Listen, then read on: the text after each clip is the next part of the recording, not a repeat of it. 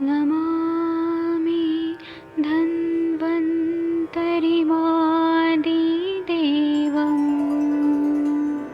सुरासुरैर्वन्दितपादपद्मं लोके जरामृत्युनाशं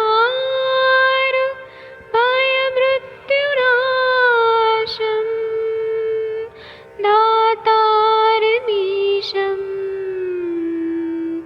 विविधौषधीनां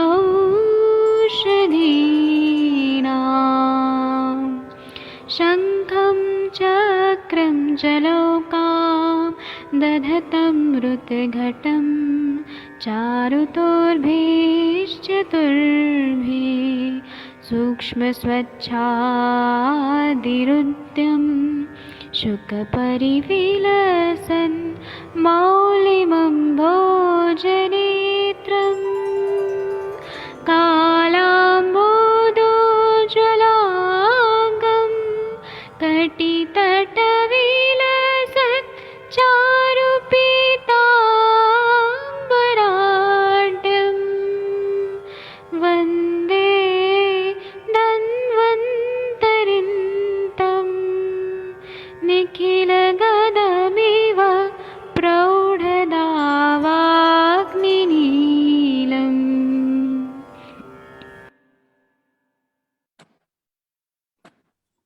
प्रणाम सभी लोगों को। मैं वैद्य अरविंद पाठक पुणे महाराष्ट्र से आप सभी लोगों का स्वागत करता हूं। अभी हम माधव निदान पढ़ के अष्टांग हृदय पढ़ने आ गए।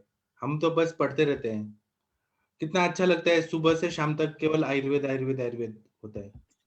ये सब सर का थैंक यू, क्योंकि सर अभी आप लोग देखिए टाइम पे सब सेशन ऑन हो जाते हैं, कितना मेहनत लगती है सब चीज।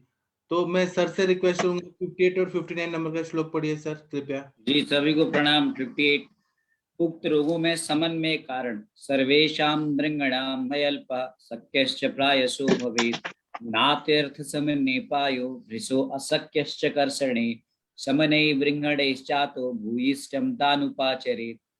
यहाँ पे सभी का श्वास रोगियों में वृंगण विधि का प्रयोग करने पर यदि आगे वैजी थोड़ा सा स्क्रॉल कर दीजिए जी मैं कर रहा हूँ जी करने पर यदि यदि यदि यहाँ पे बताया गया है कि कभी कोई अपाय हो जाए, रोग बढ़ जाए या रोग उत्पन्न हो जाए तो ये प्राय थोड़ा ही होता है और सुख साध्य होता है।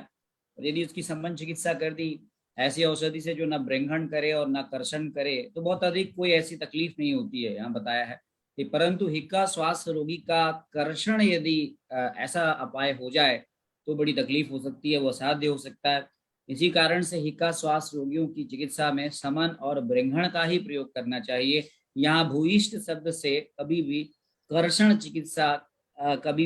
चिकित्सा करें ऐसा हिमाद्री जी बताते हैं। जी वैद्य जी।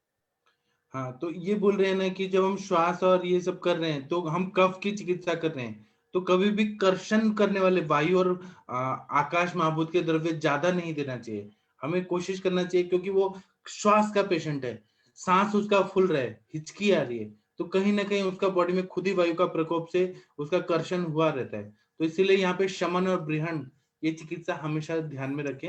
अगर वो कोई थोड़ा सा है तो फिर हम थोड़ा करते हैं तो वो बैलेंस हो जाता है, सुख साथ होता है। लेकिन शमन चिकित्सा भी करें तो मतलब जो हम मेडिसिन यूज कर रहे हैं उसको युक्ति पूर्वक ही हमें करना चाहिए। कोई भी हमारे पेशेंट ऐसे नहीं है कि हम बहुत ज्यादा उसको कर्षण कर रहे हैं, बहुत ज्यादा शमन करा रहे हैं, बहुत ज्यादा उसका लेखन करा रहे हैं, बहुत ज्यादा कफ को शमन करने के उष्ण तीक्ष्ण कटु और तिक्त रसात्मक कषाय रसात्मक द्रव्य दे रहे हैं कफ के लिए, तो उसका कॉम्प्लिकेशन और बढ़ जाए, वो पेशेंट और उरशत हो जाए या शत क्षीण हो जाए। ऐसा नहीं होना चाहिए, बृहण चिकित्सा देना है हमें। तो जैसे कि अश्वगंधा घृत, अश्वगंधा लेहम, ये सब बृहण, विदार्यादि लेहम, कुष्मांड रसायनम, ये सब भी थोड़ा हमें बृहण और शमन ये भी देना पड़ता है, ताकि उसका लंग्स के पैरेनकाइमल सेल्स है उनमें ताकत है, उनमें जान है, तो पेशेंट जल्दी रिकवर करता है। या फिर मात्रा बस्ती दे दे नीचे से शीरबला तेल का, वो ज्यादा अच्छा रहता है। ठीक है, इसका ना 58 नंबर का जो श्लोक है इसका टीका पढ़ेंगे। कोई पढ़िए प्लीज 58 59 नंबर का। मैं पढ़ती हूँ जी। एक मिनट रुकिए, ये थोड़ा छोटा हो गया, एक मिनट। वंदना मैम, आपको प्रियंका मैम याद है? जी बिल्कुल याद है एकदम, प्रियंका राजपूत। हाँ हाँ जी, ठीक है। कितनी अच्छी है वो, कितना इंटेलिजेंट है। जी, बहुत दूर रहकर भी जुड़ी हुई हैं आयुर्वेद से। और जी, अच्छा। वो एक समय जर्मनी में थी ना, शायद बाहर थी। जी, कहीं और थी वह जी, जर्मनी में नहीं थी। कहीं तो और थी, और अभी ऑस्ट्रेलिया, रायपुर में। ऑस्ट्रेलिया में थी शायद। हाँ, कहीं तो थी वो, हाँ। जी जी आपको बहुत मानती हैं वो हमेशा। जी। जी, ठीक है। आप ये पढ़िए, आपके स्क्रीन पे दिख रहा है कि बड़ा जी दिख करूं? रहा है, जिन्हें नहीं दिख रहा। ठीक है। सर्वेशा हृद श्वासा आर्तान न ही यस्मात् बृंगड़े विधीयमाने कदाचित् द्वेष व शात् यो अपायो रोग विक्य मन्यो रोग प्रादुर्भावो वा भवेत् स प्रायशो अल्प तथा शक्य साधयेतु सुख साध्य। जी, इसमें थोड़ा थोड़ा प्रिंटिंग नहीं दिख रहा है, इसलिए आपको समझना है। इसमें रोगाधिक्य मन्य रोग प्रादुर्भव ऐसे है। जी और हाँ, तो इसमें बोल रहे हैं सर्वेशम, सर्वेशम का भी बिंदी नहीं दिख रहा है इसमें। तो इसमें सर्वेशम मतलब सभी, हितमा श्वास आर्तानम ऐसे रोगियों में, ही यस्मात् ऐसे रोगियों में क्या करना है, बृहणे विधि है माने, बृहण का विधि से हमें करना पड़ता है।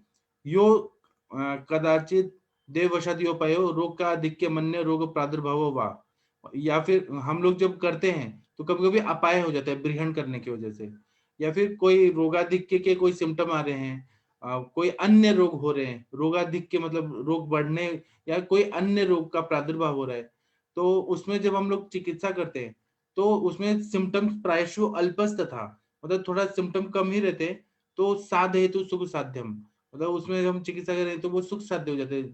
थोड़ा सा सिम्टम बढ़े हैं ना, तो वो बैलेंस हो जाते हैं। आगे पढ़िए।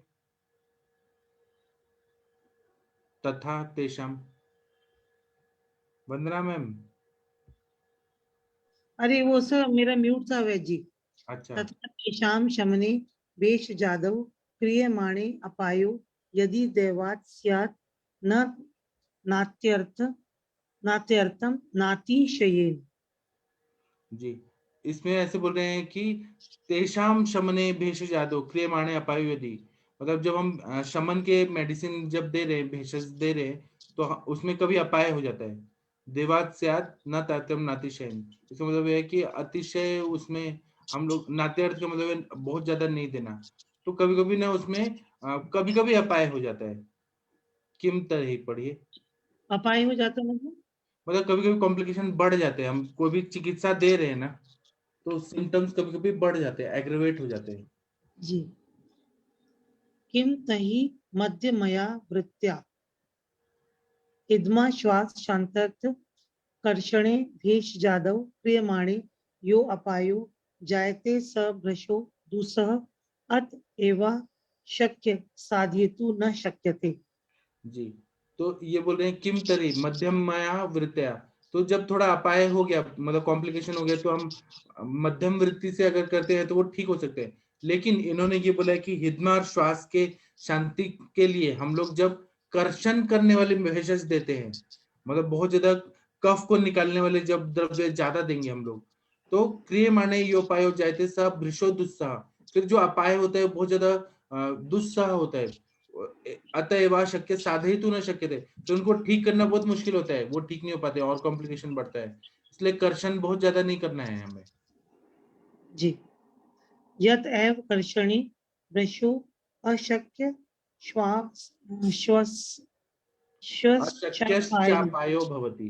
पायो भवति अत अस्मात् कारणात् तान् भीष्मा श्वासान् भूयिष्ठ बाहुल्येन शमने भैषजे तथा व्रणे रूपाचरेत।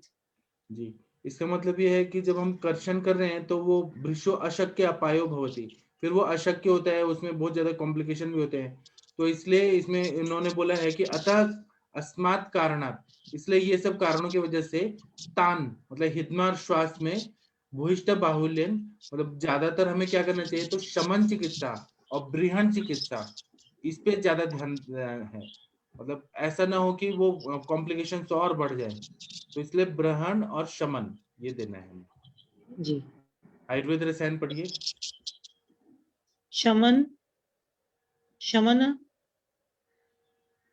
ब्रहण, वृंगड़, कर्षणाना, क्रमादि, नत्वमाह, सर्वे वामिति। सर्वेशामिति।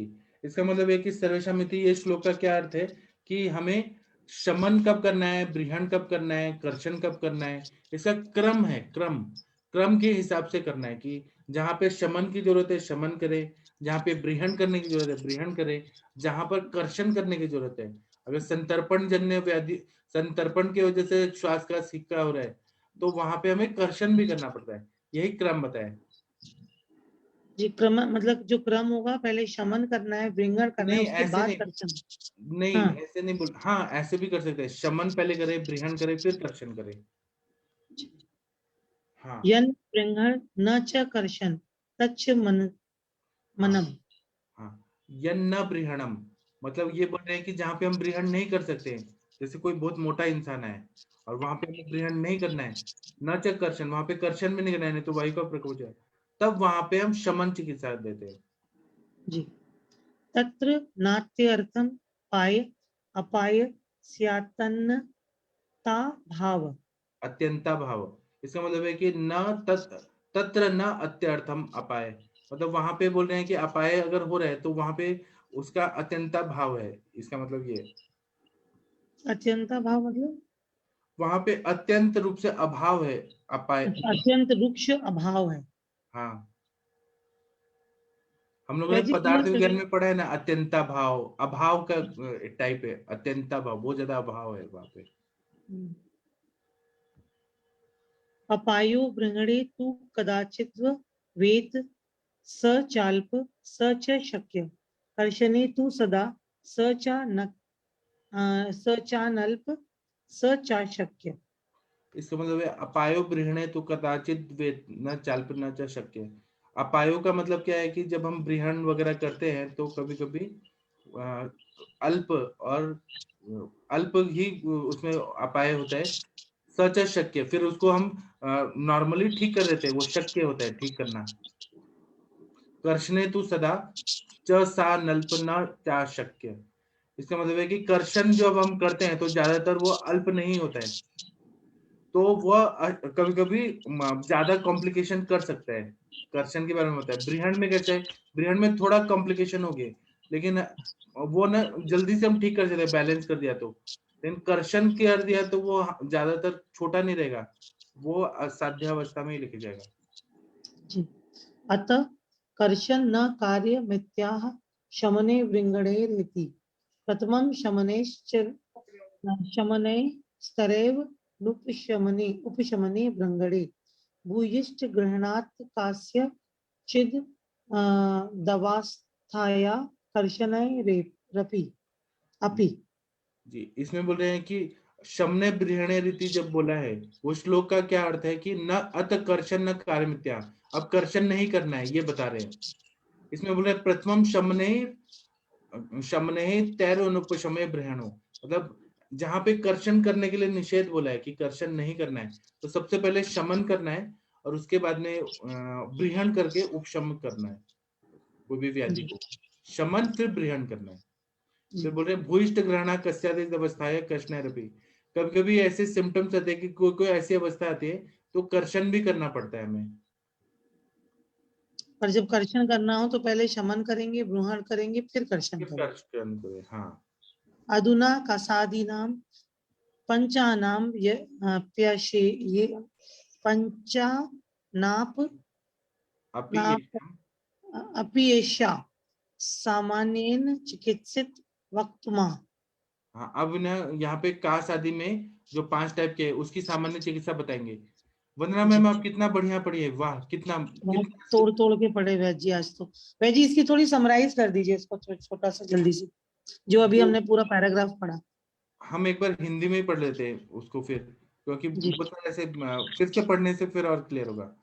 जी इसमें बोल रहे हैं श्वास रोगियों में ब्रिहण विधि करने पर यदि ब्रिहण जब कर रहे हैं और उसमें कोई उपाय हो जाता है ब्रिहण करने पे, जैसे कोई रोग बढ़ जा रहा है ब्रिहण करने से, और दूसरा रोग उत्पन्न हो जाता है तो वह प्राय करके थोड़ा होता है और सुख साध्य होता है।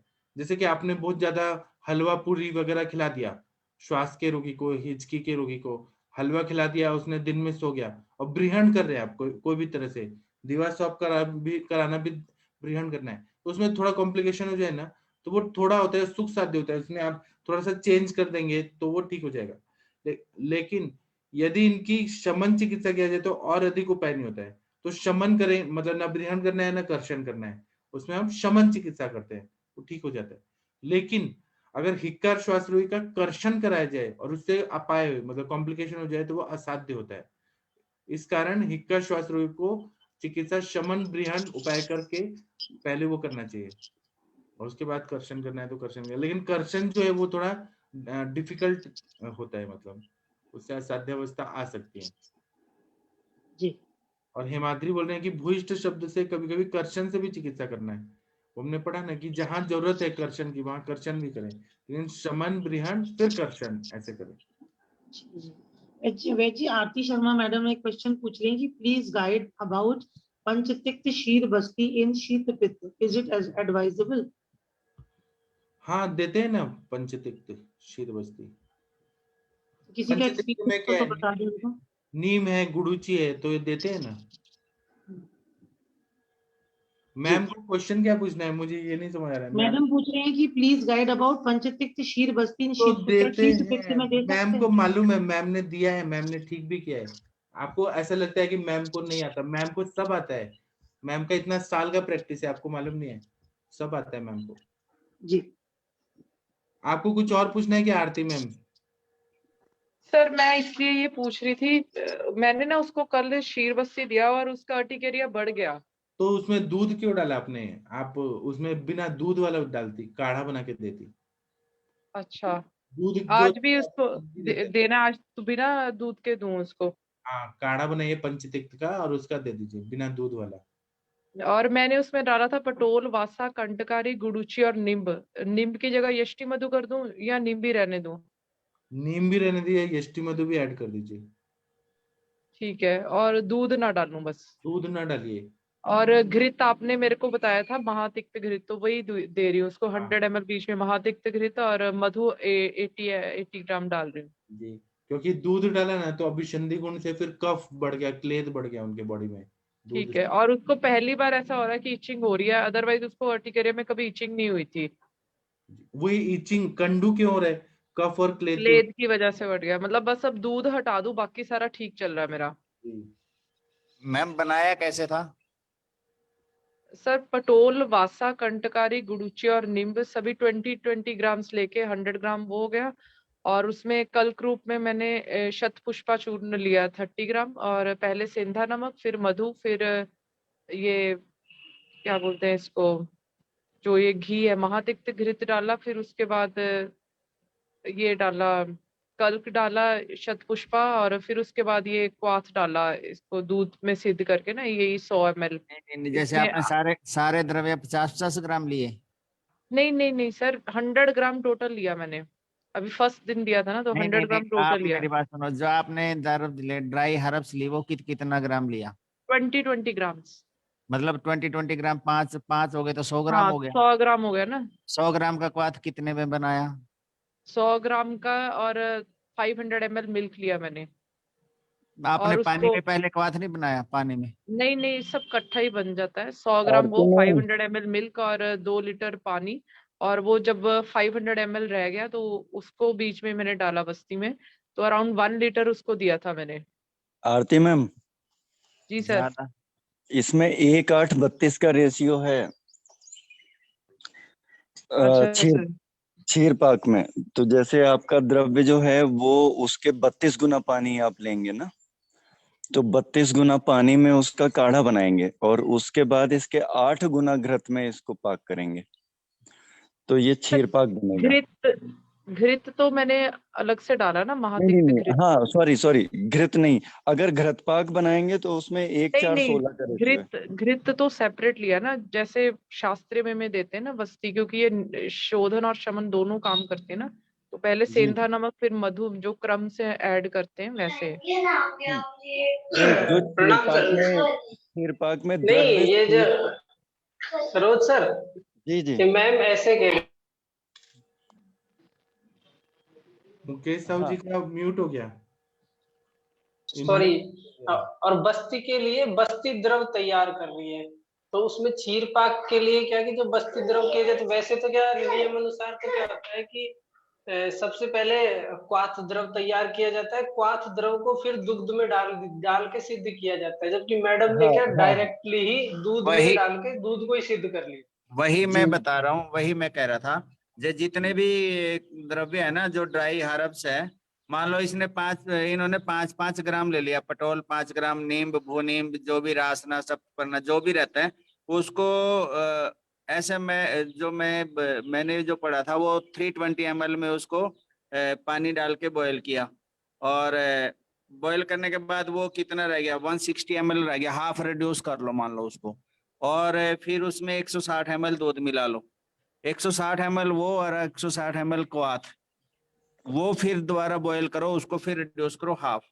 उसके सर अंदर फिर उसका मिलाओ। फिर क्वांटिटी बहुत कम हो गया ना, तो जैसे क्वांटिटी अभी कम नहीं होएगा ना मैम, आगे उसमें आपने शहद भी मिलाना है, सर वो सब उसमें ठीक आपने है, बट घी भी मिलाना वो है, ये सब कम से ठीक कम है। भी मैंने उसको 800 से 900 ml उसके अंदर चला गया, मैंने जो उसको दिया। मैंने ये जो आप बता रहे ये मैंने सेम किया, बट ये कोलोन कैंसर के केस में जैसे सर ने बताया तिक्तक क्षीर बस्ती, उसमें मैंने सिर्फ 120 ml दिया। फर्स्ट दिन दिया था तो उसके अंदर सिर्फ 60 ml गया, क्योंकि उसके अंदर जगह ही नहीं थी, उसका मास इतना बड़ा है कि मतलब वो पूरा पैल्पेशन से पता लगता है और वो अंदर जाता ही नहीं उससे ज्यादा। तो कल उसको 120 दिया क्योंकि उसके अंदर जा ही नहीं रहा था। मैम ये 300 ml बन जाता है जो मैं बता रहा हूँ। सर आप जो बता रहे हैं वो बिल्कुल सही बता रहे हैं, 300 ml बन जाता है, बट मैंने उसको तकरीबन उसका 1 लीटर प्रेपरेशन किया था, उसके अंदर जो गया 700 to 800 ml गया। और अगर आप उसको ड्रिप मेथड से देगी तो और ज्यादा, क्योंकि तिक्तक क्षीर बस्ती एब्जॉर्प्शन होना चाहिए प्रॉपर। सर मैंने उसको शोधन और शमन दोनों फॉर्म में दिया, तो मैंने 45 मिनट्स का जो बाहर आ जाता है मैंने उस फॉर्म में दिया उसको। मैंने प्रत्यागमन काल जो उसका 45 मिनट्स रहता है उसको एब्जॉर्प्शन वाले फॉर्म में नहीं दिया मैंने। वैसे तो फिर तिक्तक क्षीर बस्ती अगर एब्जॉर्प्शन नहीं होगी तो फिर फायदा कैसे करेगी। सर वो मैंने तिक्तक क्षीर दिया ही नहीं, मैंने पंच प्राश्रित वाला दिया। वापस ये बोलो।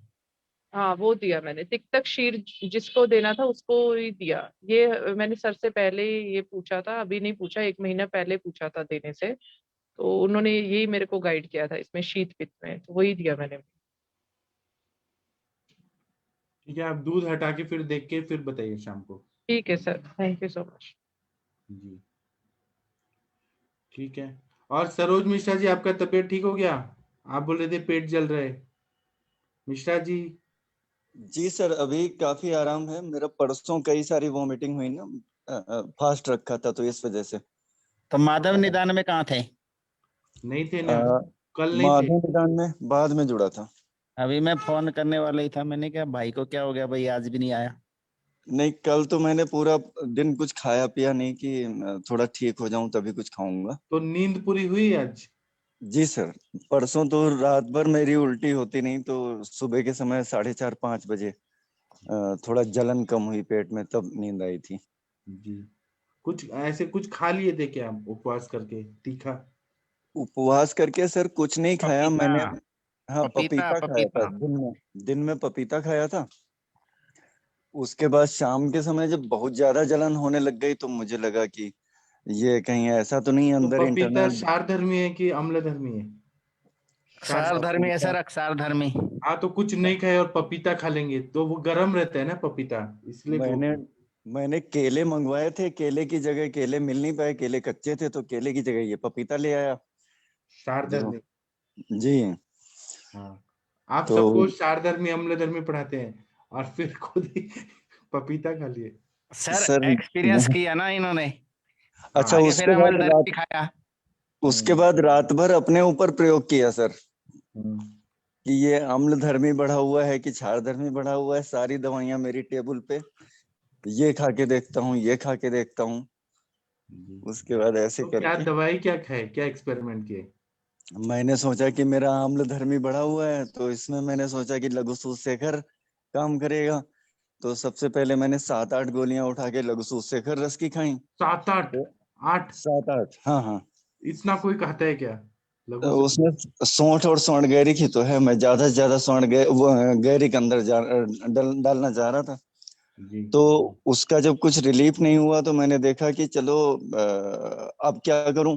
उसके बाद जब स्वर्ण गैरिक खाने के 1-2 घंटे के बाद एक वॉमिटिंग हुई, लेकिन जलन शांत नहीं हुई। फिर मेरे दिमाग में आया कि अच्छा, अम्ल और द्रव बढ़ाने के लिए आमल की भी चाहिए। उसके बाद मैंने सोचा कि अब की बार से आमल की खाता हूँ। तो आमल की उठा के लाया, 1 चम्मच वो खाया। आमल की खाया तो उससे भी कोई रिलीफ नहीं हुआ, लेकिन 1 घंटे के बाद फिर एक वॉमिटिंग हुई। उसके बाद फिर मुझे लगा कि अब मेरा स्टमक जो है क्लीन है। अब जलन शांत करने के लिए स्वर्ण गैरिक और खाऊं। तो स्वर्ण गैरिक डायरेक्ट तो था नहीं, तो लघु सूतशेखर रस और खाई 7-8 गोलियां। इसके बाद में फिर पता नहीं मुझे कब नींद आ गई, पूरी रात भर अपने ऊपर एक्सपेरिमेंट करता रहा मैं। तो आप और जब पपीता खाए तो अम्ल धर्मी में वो कैसे कन्वर्ट हुआ? पपीता खा के पानी पिए थे? नहीं नहीं, पानी तो नहीं पिया था मैंने। नहीं, फिर पपीता से तो वो क्षार धर्मी है ना? हाँ, तो ये क्या कहते हैं, मैं जो सोच रहा हूँ कि मेरे एसिड बहुत ज्यादा बन रहा है, क्योंकि मुझे जो अनुभव हो रहा था ना स्टमक में कि मतलब कुछ द्रव गुण से पित्त कैसे बना है? कुछ तो हाँ पानी मुझे, पिए होंगे या लिक्विड पिए होंगे। क्योंकि मुझे एक स्प्रू डिसीज भी है ना। अच्छा अच्छा। तो इसकी वजह से मुझे ऐसा अनुभव हो रहा था कि अंदर अंदर एसिड मेरे स्टमक में भरता जा रहा है। तो जो कि आपका क्या अग्निमंद अभी है कि अग्नि प्रदीप्त हुआ? अग्नि प्रदीप्त हो गया सर। अच्छा। अच्छा अच्छा, फिर थोड़ा गुल्म रोग का भी लग रहा था कि पेट फूलता जा रहा है, और क्या कहते हैं, अपान वायु की गति भी गुल्म के नहीं हो पूर्व रही। हाँ, रूप। जी वातानुलोमन नहीं हो रहा था। हाँ, तो ये था कि जैसे मैं सुनता हूँ कई बार कि इसमें अगर जो एरंड तेल की बस्ती वगैरह भी दे दें इस तरीके के केसेस में, तो अगर जो अपान वायु की प्रतिलोम अनुलोम गति हो जाती है, तो ये कंडीशन ज्यादा जल्दी रिलीव कर जाएगी। जी। जी अभी आप ठीक है ना? मेन बात ठीक होना चाहिए। हाँ सर, आज तो काफी ठीक महसूस कर रहा हूँ। और आप उपवास क्यों करते हैं सोमवार का? सब आश्रम अ, में शिव बस जी का है। पहले से ही करता आया हूँ सर, पहले से ही। तो उपवास में थोड़ा मॉडिफाई करिए ना कि पपीता ना खाएं, कुछ ऐसा दाड़िम का रस या कुछ तो आंवला का चूर्ण ऐसे कुछ लिया करिए कि पित्त ना बने। अवेलेबिलिटी सर, जहाँ पे मैं पोस्टेड हूँ वहाँ पे अवेलेबिलिटी नहीं रह जाती ना, तो मतलब चॉइस के अकॉर्डिंग मैं नहीं ले पाता। तो पहले आपके ही उधर तो, सारे द्रव्य इकट्ठे करके रखो, स्टोर जी करके। जी जी जी। या आप जहां पर है वहां पे पेड़ पौधे तो है ही, उसमें से देखिए आपके लिए क्या सूट करेगा। हाँ हाँ सर। जी। और ऐसा मत बोले रिमोट एरिया में, ऋषि मुनि लोग कहाँ रहते थे? उधर ही रहते थे वो सब। हाँ, ऋषि मुनि तो खैर इधर ही रहते थे, जी। लेकिन अब ऋषि मुनि नहीं, अब मैं दिख रहा हूँ, मुझे लग हाँ, रहा है तो कि आप भी ऋषि मुनि ही थे पिछले जन्म के, तो ऐसा जी पॉजिटिव सोचिए कि मैं रिमोट एरिया में हूँ। आप एक बार पुणे में आएंगे, बॉम्बे में आएंगे तो आप घबरा जाएंगे। यहाँ पे इतना भीड़ है इतना, तो आप तो जी। इतना शांत जगह में हैं। कितना अच्छा है। हम्म। ठीक है, थैंक यू। अब तो जी वहाँ सरोज सर। सरोज ऋषि बसते हैं, सरोज ऋषि। सरोज ऋषि बसते हैं, उनकी कुटिया है वहां पे। हम्म। जी। ठीक है, ये 59 नंबर का श्लोक कृपया पढ़ दीजिए। कौन पढ़ेगा? पवन जी आप पढ़ेंगे? पवन जी देखिए कितने प्यारे डॉक्टर हैं। ये श्लोक पढ़िए ना, काश श्वास छह छर्दी। 1 मिनट सर, पढ़ता आप क्या अभी प्राणायाम कर रहे थे पवन जी? हूँ। हाँ जी सर, मेरा जी। स्पेक्स पता नहीं कहाँ रख दिया मैंने। अगर फिर नहीं है तो फिर किसी और से पढ़ाते हैं। कौन पढ़ेगा? गंगवार सर आप पढ़ेंगे? मिनल गुप्ता मैम, कमल शेलके जी, कोई पढ़िए आप लोग। मैं पढ़ता हूँ सर। मिल गया स्पेक्स? हाँ जी। जी।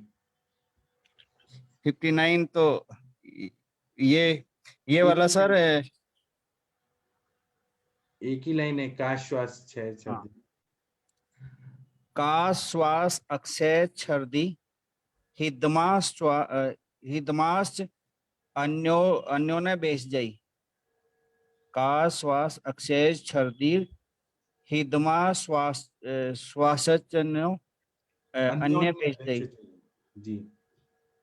इति श्री वैदपति सिंह गुप्त सुनु श्री मद वाग्भट विरचितया अष्टांग हृदय संहितायां चतुर्थे चिकित्सित स्थाने श्वास हिदमा चिकित्सितम नाम चतुर्थो अध्याय। मूल कारणों तथा स्थानों में समानता होने के कारण श्वास अक्षय वमन तथा हिक्का रोग की चिकित्सा परस्पर लाभकारक औषध योगों के प्रयोग से करनी चाहिए।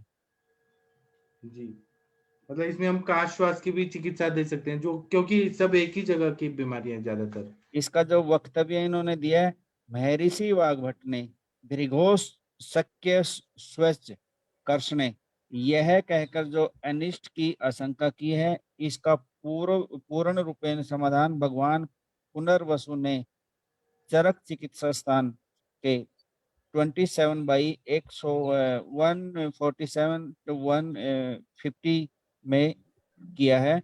उन्होंने कहा है कि इसमें शुद्ध अथवा अशुद्ध अवस्था में केवल समन तथा ग्रहण चिकित्सा करनी चाहिए। यह निर्भ्रांत निर्णयात्मक आचार्य का आदेश है। जी। और इस तरह से ये हमारा श्वास हिदमा चिकित्सित अध्याय समाप्त होता है।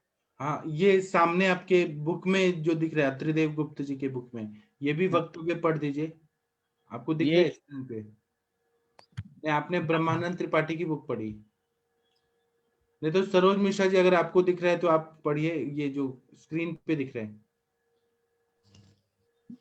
जी सर। जी।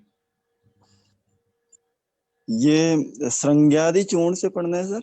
उसके ऊपर वाला श्लोक पढ़ दीजिए। गुड़म अच्छा अच्छा गुणम गुणम कटुक तैलेन मिश्रयित्वा समम लिहेत त्रिसप्ताह प्रयोगेण श्वासम निर्मूलतो जयेत।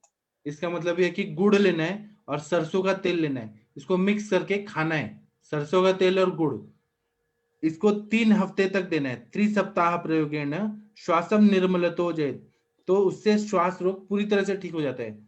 आजकल कोई विश्वास नहीं करेगा कि सरसों का तेल और गुड़ से इतना बढ़िया फायदा होता है, इन्होंने बताया है। आगे पढ़िए। इसके बाद है कि श्रृंग्यादि चूर्ण बच्चों में श्वास हाँफने में, भारंगी चूर्ण महाश्वासारि लौह, हाँ, पल्यादि लौह, श्वास कुठार रस, श्वास भैरव रस, श्वास चिंतामणि जी।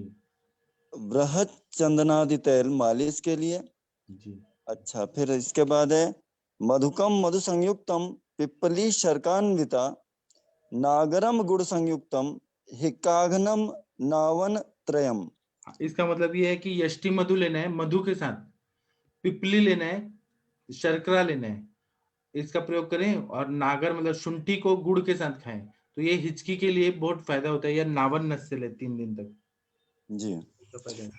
रोग आक्रमण के समय हरिद्राम मरिचम द्राक्षाम गुणम रासनाम कड़म शटीम जह्याम तैलेत विलीन श्वासान प्राण हरानपि।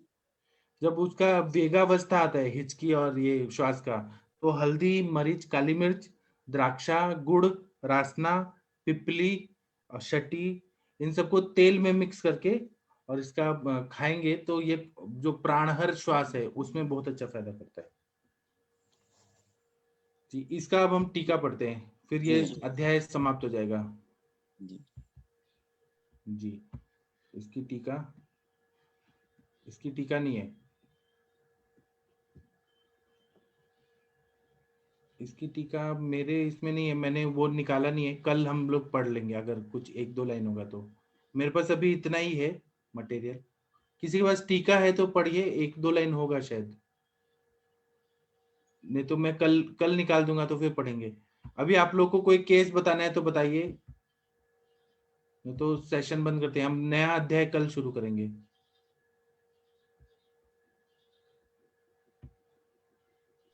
कोई केस? सर प्रणाम सर। हाँ प्रणाम, बताइए आप। सर मेरा एक मेरे पास एक पेशेंट आया था, तो वो क्या एवीए, मतलब मैं उसको जस्ट लाइक ग्रदेशी के तरह साइटिका की तरह ट्रीट कर रहा था, लेकिन वो जो एमआरआई कराई तो उसकी, तो उसमें उसको एवीएन 4th ग्रेड आया था। अच्छा।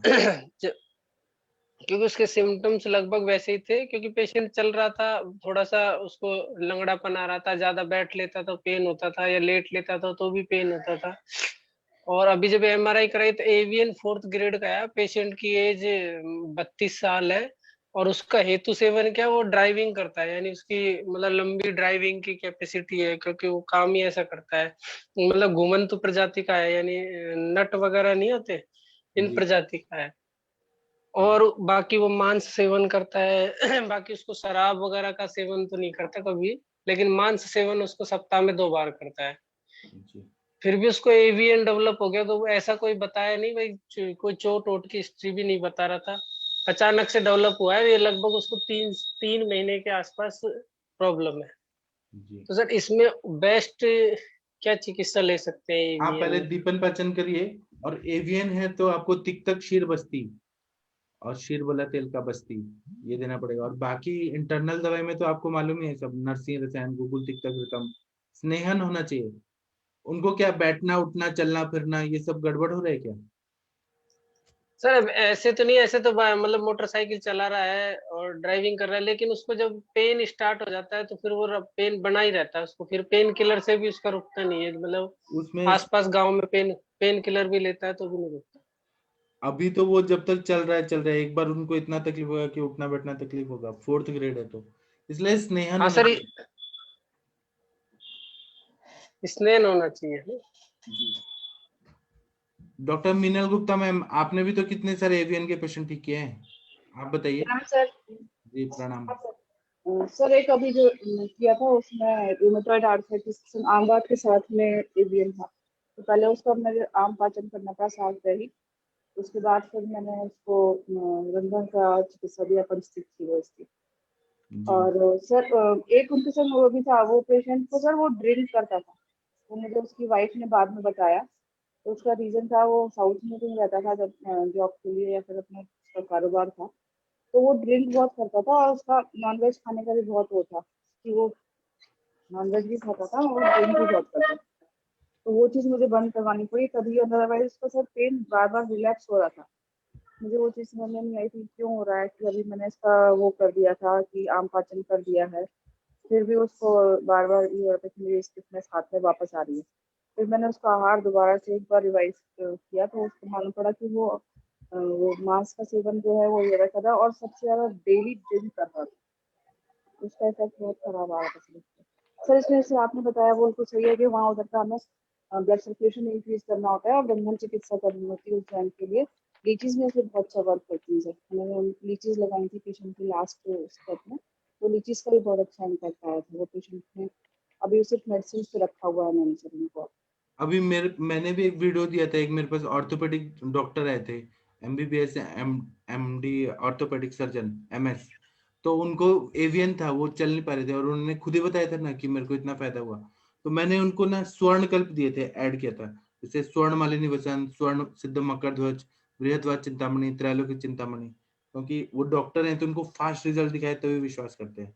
और मैंने तिक्तक क्षीर बस्ती और क्षीरबला तेल का बस्ती दिया, तो बहुत अच्छा रिजल्ट आ गया।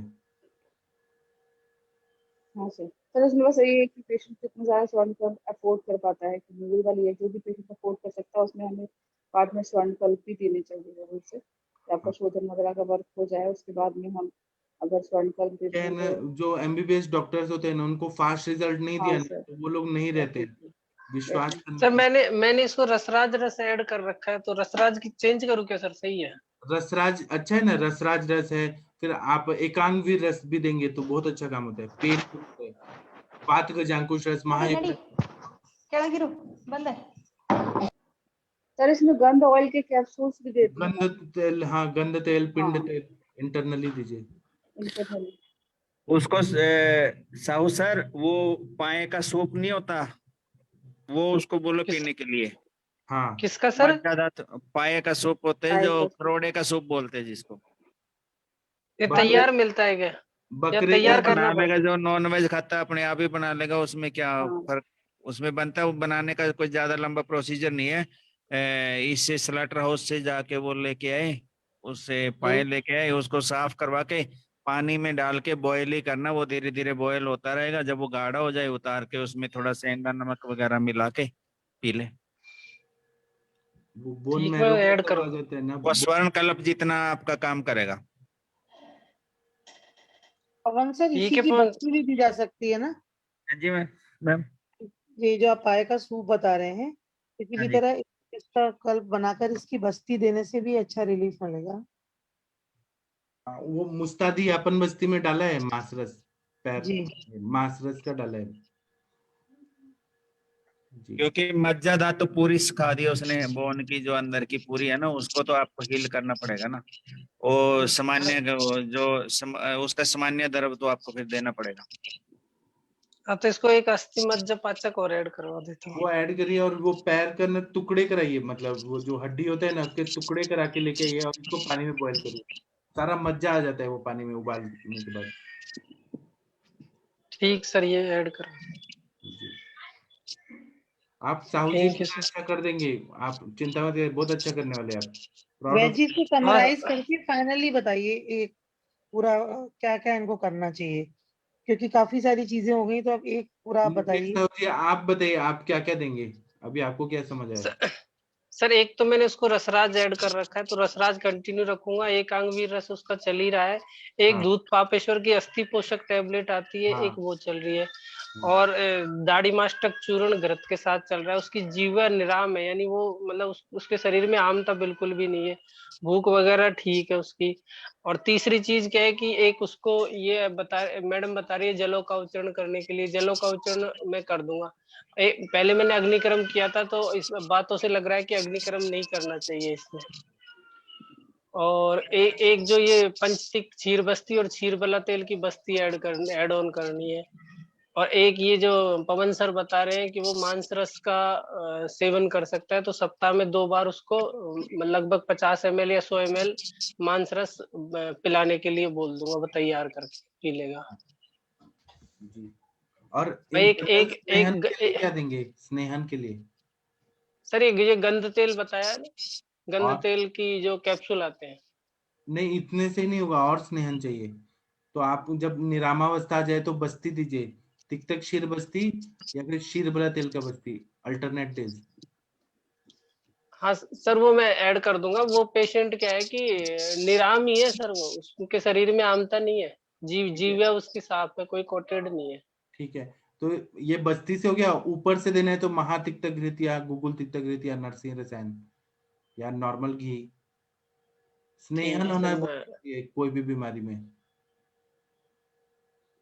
ठीक है हाँ, और ना इसको सर। कुछ लोग कुष्ठ रोग बोलते हैं, अस्थि धातु का कुष्ठ रोग हो गया है, इसलिए महातिक्तक घृत देते हैं ना, तो वो कुष्ठ में मतलब वहां हील करते जाता है महातिक्तक घृत। तो महातिक्त घृत इसको पीने के लिए स्टार्ट करा दूंगा, 20-20 हाँ ml से स्टार्ट कराऊंगा। हाँ। ठीक। वैसे पवन सर, अगर वेजिटेरियन है तो उसको क्या मतलब सजेस्ट कर सकते यूश हैं? यूश कल्पना में घी डाल के पिला दें। तो यूज मतलब क्या, किसका यूज देंगे, उड़द का देंगे या नहीं, मूंग दाल अ, का है। थोड़े से तो मूंग बात और बढ़ जाएगा मैम। मूंग दाल का यूश। मुद्ग यूज ही देंगे? हाँ, उसमें घी ज्यादा डाल के और वो पिलाते रहे तो घी से फिर बहुत अच्छा रहेगा। सर मेरे पास भी एक एवियन का पेशेंट है, तो उनको डायबिटीज भी है, तो उसमें क्या दे सकते हैं? मैंने सोचा है कि पंच प्रस्तुति का पहले दे दूंगी बस्ती, हाँ, है ना, बाकी का लाइन ऑफ बस ट्रीटमेंट। मीठा चीज मत दीजिए, बाकी सब ट्रीटमेंट सेम ही रहता है। जी सर, वो मीठा तो बिल्कुल खाती नहीं है, कभी कभी नहीं, उपवास। आपकी दवाई में भी कोई अवलेह मत दे दीजिएगा, आशा-वरिष्ठ मत दीजिएगा। नहीं, अभी आशा वरिष्ठ कुछ नहीं चल रहा है उनको। अच्छा आशा मैम, आपके पिताजी को आपने यूश दिया था क्या कल। सर कल तो काफी बवाल हो गई मतलब मैं लेके गई थी बना के, और फिजिशियन से मेरी बात हुई तो वो काफी मतलब अच्छे नेचर के थे, तो उन्होंने बोला ठीक है आप डाइटिशियन से बात कर लो, मैं आईसीयू में बता दूंगा करके, वो लोग अलाउ कर देंगे। फिर मैं डाइटिशियन से मिली तो मैंने बोला कि ऐसे ऐसे है, मेरे फादर है और मैं भी डॉक्टर हूँ, तो मुझे देना है। तो उन्होंने अपना चार्ट बताया कि हम लोग ऐसे 2-2 आवरली दे रहे हैं, तो आप उस हिसाब से अगर ला सकती हैं तो आप लेके आइए, कोई प्रॉब्लम नहीं है। फिर 5 मिनट बाद सर्जन का मेरे को कॉल आया कि आपको बुला रहे हैं मैडम कैबिन में। तो सर्जन ने तो फिर बोल दिया कि नहीं, आप नहीं दे सकते हो, क्योंकि इतने दिन अगर रिकवरी रूम में आने के बाद जनरल वार्ड में मतलब रूम में शिफ्ट होंगे ना, स्पेशल रूम में, बाद में आपको जो भी देना है अपने तरफ से कर लो। अभी थोड़ा मतलब क्रिटिकल कंडीशन भी हो सकता है, तो आप मत दीजिए। हाँ, उनका बिल बन रहा है ना, अगर वो करेंगे तो फिर उनका बिल का गड़बड़ हो जाएगा। वो क्या है, उन्होंने सिटी स्कैन बताया, वो भी काफी अच्छे हैं, काफी शांति से बात करी मेरे से। उन्होंने बताया कि देखिए डीजेनरेटिव चेंजेस हैं, और क्योंकि अभी उनमें डायबिटीज, हाइपरटेंशन, एलवीएफ वगैरह भी है, तो लेकिन मल्टीपल डिजीज है, इसके लिए हम लोग रिस्क नहीं ले सकते हैं। रात को भी उनको उनको RT क्या ये यूज कल्पना से डर लग गया, और उनके जो डाइट है उससे वो सही है, ये कॉन्सेप्ट क्या है? सर ये तो अभी किसी को भी अपने पेशेंट के लिए थोड़ा तो रिस्क रहता है ना, कि 2 दिन पहले ही ब्रेन सर्जरी कराई है। वो ठीक है, अगर लेकिन साल भी का पानी से तो उनको क्या, क्या डर लग रहा है, ये नहीं समझ आ रहा।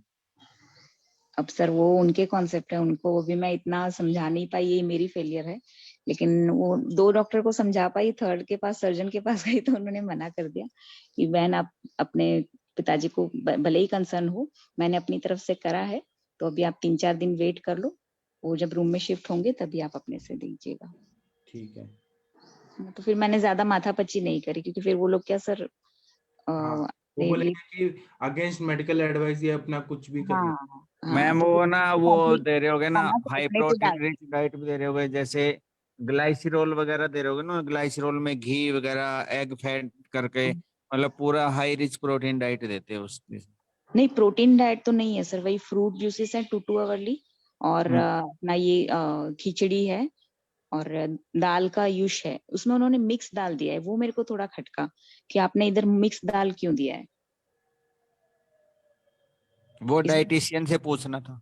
नहीं, अब जाने दीजिए, अभी वहां से निकलने दीजिए, अभी जो हाँ, फिर चल रहा है मैंने चलिए। सोचा अभी ज्यादा उनके साथ वो करने में उससे भी थोड़ा लड़ाई झगड़ा क्यों करना है, प्यार नहीं मोहब्बत से जो हो जाए हो जाए। नहीं सर, इसलिए मैंने उनको तो सोवेनियर दिया, बोला कि सर आप भगवान हो, आपने अच्छे से मेरे फादर का ऑपरेशन कर दिया, तो ऐसे उनका ऐसे। क्या है ना, आप सही भी देंगे ना तो ईगो प्रॉब्लम आ जाता है कि हम जो बोल रहे हैं वही करना है, तो ठीक है आप कर लीजिए। नहीं वो इगोइस्टिक तो नहीं है सर, लेकिन एक रहता है ना, अगर हमारे पास भी पेशेंट आया और हम पथ्य का पालन नहीं कराते, तो एक बात हमको भी खटकती है कि पेशेंट क्यों पथ्य का पालन नहीं कर रहा है। तो हाँ, उसी प्रकार से उनका भी एक लाइन ऑफ ट्रीटमेंट होगा, उसमें डाइट भी है, तो दे आर फॉलोइंग दैट, तो we don't have to interrupt them also. ठीक है एथिकली ये सही भी नहीं है, इसलिए मैंने छोड़ दिया। जी। जी, ओके, थैंक यू। आपके पिताजी लेकिन 2-3 दिन में और अच्छे हो जाएंगे, बहुत अच्छा रिकवरी होगा। जी सर, उस दिन काफी ठीक थे, लेकिन राइल्स ट्यूब कल डाला है, में भी थोड़े मतलब चेंजेस और आए होंगे। उन्होंने NTR चला रखा है, वो रिड्यूस करते जाएंगे बोला है, अभी तो 0.5 पे है। नाइट्रोग्लिसराइड चला रखा है। राइस ट्यूब मैम ना डाइट के लिए डाला होगा, क्योंकि कई बार ना पेशेंट हाँ मुंह से इतना नहीं ले पाता ना, तो हाँ, थोड़ा प्रॉपर डाइट नहीं जा रही होगी ना। गिडीनेस है अभी, इसलिए डाला है राइल्स ट्यूब, वो तो मैं समझ। लेकिन हाँ वो इतना दिन तक आईसीयू में है तो बिल भी आएगा, 3-4 लाख का आएगा आराम से। सर बिल का इतना इश्यू नहीं है, मेरे फादर ठीक होके आने चाहिए, बिल तो हम लोग कहीं से भी कर करा के कर लेंगे, उनको कोई नुकसान नहीं होना चाहिए, दैट्स अवर हार्टली कंसर्न। जी जी सर। ठीक है, बहुत अच्छा लगा आपके पिताजी ठीक हो रहे हैं। जी सर, आप सबकी दुआएं हैं, धन्यवाद आप सभी का फिर से एक बार। जी, आज तो मोनिका मैम नहीं है, रुद्राष्टक कौन पढ़ेगा? कोई प्रेयर कर दीजिए प्लीज। वंदना मैम पढ़ेंगे। आज मोनिका मैम ने छुट्टी ले लिया। वंदना मैम करेंगे रुद्राष्टक आज। हाँ, वंदना मैम करेंगी। जी मैं ट्राई करती हूँ जी।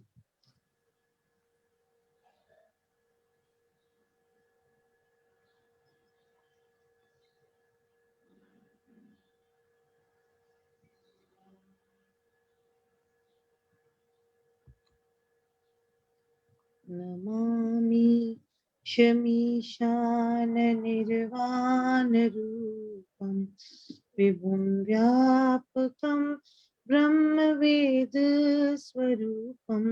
निजं निर्गुणं निर्विकल्पं निरीहं चिदाकाशमाकाशवासं भजेऽहं निराकारमोङ्कार मूलं तुरीहं गिरा ज्ञानगोतीत मीशं गिरीशं करालं महाकाल कालं कृपालं गुणागार संसार पारं नतोऽहं तुषाराद्रिसङ्काश गौरं गम्भीरं मनोभूतकोटि प्रभाषी शरीरं सुरन्मौलिकल्लोलिनी चारुगङ्गा लसद्बालबालेन्दु कण्ठे भुजङ्गा चलत्कुण्डलं सुनेत्रं विशालं प्रसन्नाननं नीलकण्ठं दयालं मृगाधीशचर्माम्बरं मुण्डमालं प्रियं शङ्करं सर्वनाथं भजामि प्रचण्डं प्रकृष्टं प्रगल्भं परेशम् अखण्डं अजं भानुकोटि प्रकाशं त्रयः शूलनिर्मूलनमशूलपाणि भजेऽहं भवानी पतिभागम्यं कलातीत कल्याण कल्पान्तकारी सदा सच्चिदानन्ददाता पुरारी चिदानंद संदोह मोहापुहारी प्रसीद प्रसीद प्रभु मन्मथारी नयावधुमानाथ पादारविन्दं भजन्ति हि लोके परिपानराणां न तावत् सुखं शान्ति सन्तापनाशम् प्रसीद प्रभु सर्वभूतादिवासं न जानामि योगं जपं नैव पूजा न तोऽहं सदा सर्वदा शम्भुतुल्यं जराजन्म दुःखताताप्यमानं प्रभो पाहि आपन्नमामि शम्भो रुद्राष्टकमिदं प्रोक्तं विप्रेण हरतोषये ये पठन्ति नरा भक्तया तेषां शम्भु प्रसीदति। जी बहुत मजा आया मैम, बहुत अच्छा लगा। बहुत अच्छा। Thank you. बहुत अच्छा बोल रहा मैम, हमेशा की तरह। आप भी पवन जी, आप भी रुद्रा कुछ कर दीजिए ऐसे प्रेयर, फिर हम सेशन बंद करेंगे। करते हैं सर। ओम तवमेव माता च पिता तवमेव बंधु च सखा तवमेव विद्या द्रविणं तवमेव सर्वं मम देव गुरुर्ब्रह्मा गुरुर्विष्णु गुरुर्देवो महेश्वर गुरुर्साक्षात् परब्रह्म तस्मै श्री गुरवे नमः। तस्मै श्री गुरवे नमः।